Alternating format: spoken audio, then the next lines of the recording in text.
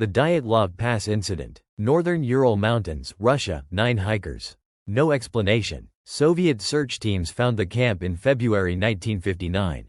The tent had been cut open from the inside. The hikers had run into the -30°C night wearing almost nothing. Their tracks showed they walked calmly. That detail haunted investigators for decades. 9 experienced hikers. A mountain that indigenous people refused to visit, calling it the Dead Mountain. And a Soviet government that classified the investigation files for 30 years. Whatever happened on February 1, 1959, they did not want you to know about it.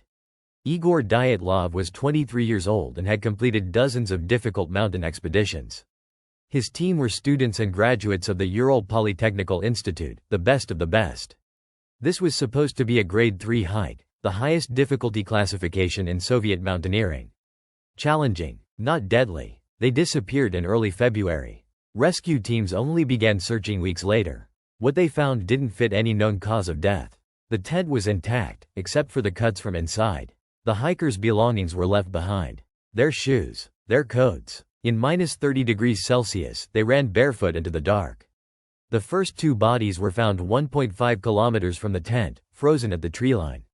They'd clearly tried to make a fire. Their hands were burned, but there was no wood collected.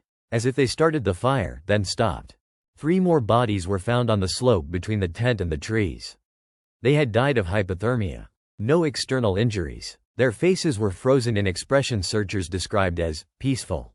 The last 4 were found 2 months later, buried under 4 meters of snow in a ravine. This is where the case becomes impossible to explain. Lyudmila Dubinina was missing her tongue, her eyes, her lips, the soft tissue of her face. There was no blood in the snow. No animal tracks. The forensic examiner's report stated. The wounds were inconsistent with any animal known to the region. Semyon Zolotaryov had fractured ribs on both sides. Thibaut Brinol had a massive skull fracture. The Soviet forensic pathologist wrote, and I am quoting directly from the declassified file, that the force required to cause these injuries was comparable to a car crash. There was no external bruising. The damage was internal only. Soviet investigators ruled the cause of death as an unknown compelling force. That phrase, an unknown compelling force, appears verbatim in the official government document. They closed the case, but one investigator kept digging. Lev Ivanov later stated that military officials had intervened in the investigation.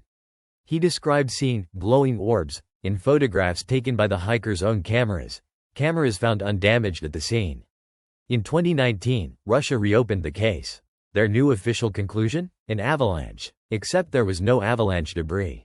No disturbed snow on the slope.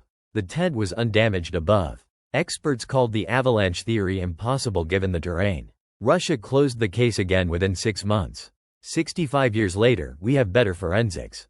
Better satellite data. Better everything. And the Russian government's best explanation is one that contradicts the physical evidence. What are they still protecting? And more importantly, what did 9 experienced hikers see that made them choose the freezing dark over whatever was inside that tent?